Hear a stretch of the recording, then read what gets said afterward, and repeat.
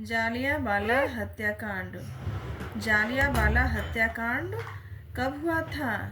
जालियांवाला हत्याकांड 13 अप्रैल 1919 को हुआ था। इसका क्या कारण था?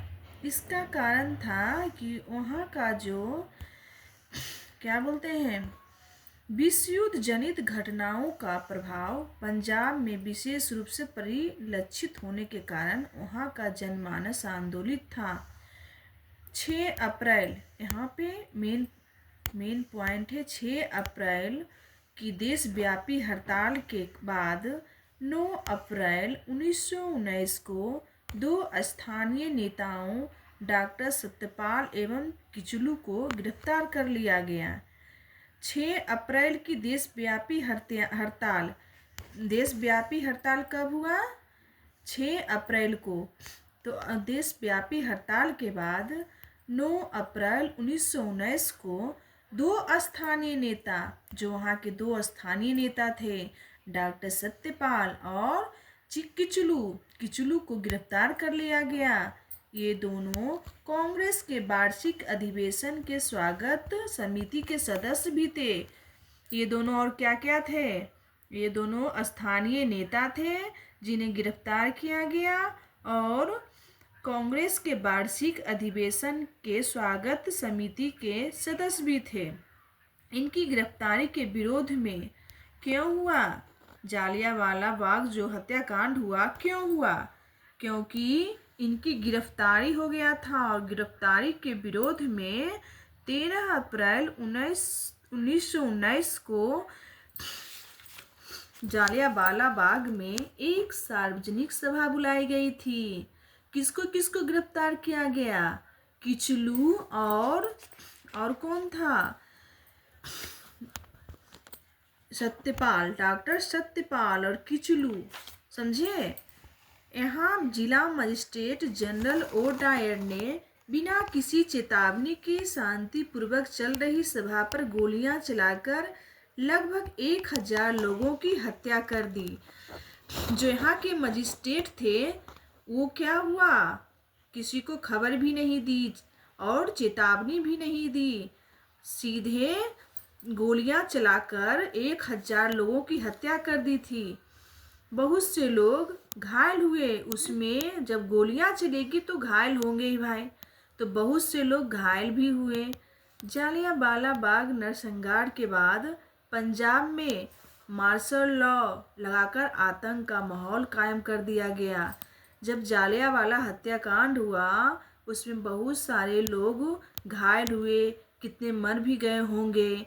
तो क्या हुआ? जालियांवाला नरसंहार के बाद पंजाब में मार्शल लॉ लगाकर आतंक का माहौल कायम कर दिया गया।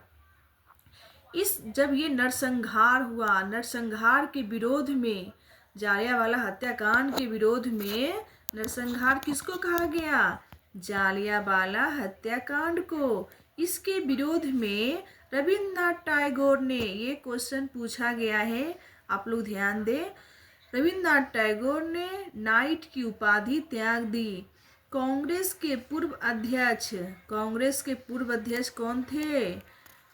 शंकर नायर ने वायसराय की कार्यकारिणी से त्यागपत्र दे दिया। गांधी जी ने कैसर हिंद की उपाधि त्याग दी। जालियांवाला बाग हत्याकांड ने राष्ट्रीय आंदोलन में एक नई जान फूंक दी। आप लोग समझ गए जालियांवाला हत्याकांड। अब हम पढ़ाने जा रहे हैं खिलाफत आंदोलन। खिलाफत आंदोलन क्या था? प्रथम विश्व युद्ध में ब्रिटेन के खिलाफ तुर्की की पराजय के फलस्वरूप प्रथम विश्व युद्ध हुआ था ना, तो ब्रिटेन के खिलाफ तुर्की की पराजय के फलस्वरूप ऑटोमन साम्राज्य को विघटित कर दिया गया था। कौन साम्राज्य को विघटित कर दिया गया था? ऑटोमन साम्राज्य को विघटित कर दिया गया था। तुर्की के सुल्तान को अपने शेष प्रदेशों में भी अपनी सत्ता के प्रयोग से वंचित कर दिया गया था। इसे मित्र राष्ट्रों द्वारा नियुक्त एक उच्चायोग के अधीन कर दिया गया था। तो तुर्की के जो सुल्तान थे उनको वंचित कर दिया गया था, अपनी सत्ता से वंचित कर दिया गया था और इसे मित्र राष्ट्रों के द्वारा नियुक्त एक उच्चायोग के अधीन कर दिया गया था। चूंकि ऑटोमन साम्राज्य का शासक तुर्की का सुल्तान इस्लामिक संसार का खलीफा हुआ करता था। ऑटोमन साम्राज्य का जो शासक था वो तुर्की का खलीफा था। अतः भारत के मुसलमानों को तुर्की के साथ किया जाने वाला दुर्व्यवहार पसंद नहीं था। भारत के मुसलमान जो भारत में मुस्लिम जो थे उनको तुर्की के साथ जो ये व्यवहार हो रहा था उन्हें पसंद नहीं आया। भारतीय मुसलमान प्रथम विश्व युद्ध के दौरान किए जाने वाले वादा खिलाफी को विश्वघात के रूप में देखते थे। अतः 1920 के प्रारंभ में भारतीय मुसलमानों ने तुर्की के प्रति ब्रिटेन को अपनी नीति बदलने के लिए बाध्य करने हेतु जोरदार आंदोलन प्रारंभ किए। क्यों ये खिलाफत आंदोलन हुआ, जिसे खिलाफत आंदोलन कहते हैं? खिलाफत आंदोलन इसलिए हुआ क्योंकि वहाँ के जो भारतीय मुसलमानों ने तुर्की के जो प्रति ब्रिटेन की अपनी नीति बदलने के लिए बात करना था। भारत के मुसलमानों ने तुर्की के प्रति ब्रिटेन की अपनी नीति बदलने के लिए बात करने के लिए एक आंदोलन चलाया जिसे हम खिलाफत आंदोलन कहते हैं।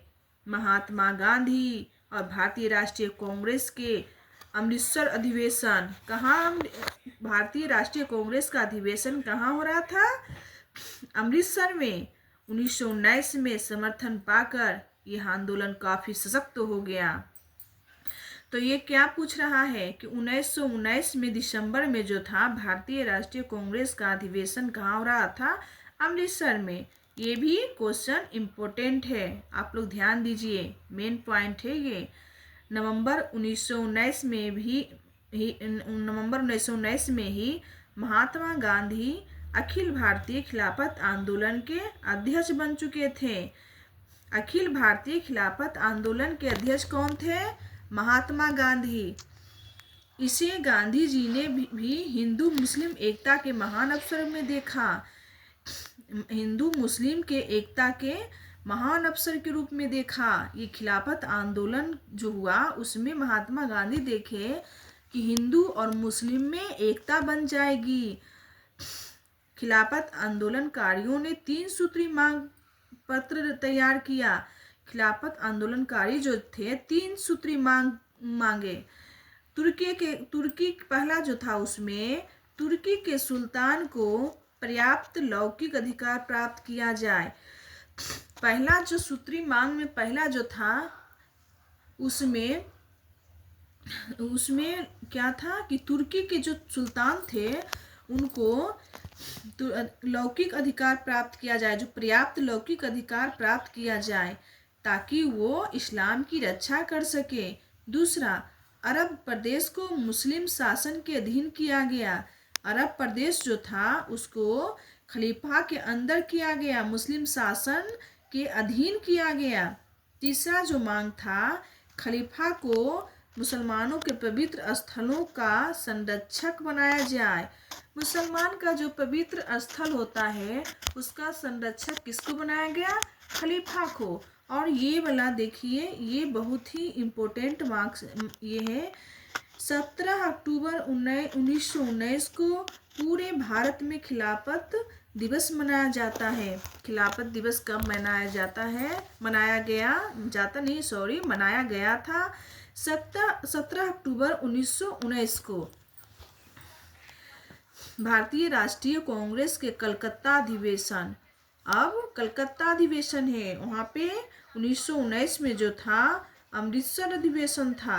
यहाँ 1920 में, सितंबर 1920 में कलकत्ता अधिवेशन में गांधी जी की प्रेरणा से अन्यायपूर्ण कार्यों के विरोध में 2 प्रस्ताव पारित कर असहयोग आंदोलन चलाने का निर्णय लिया गया।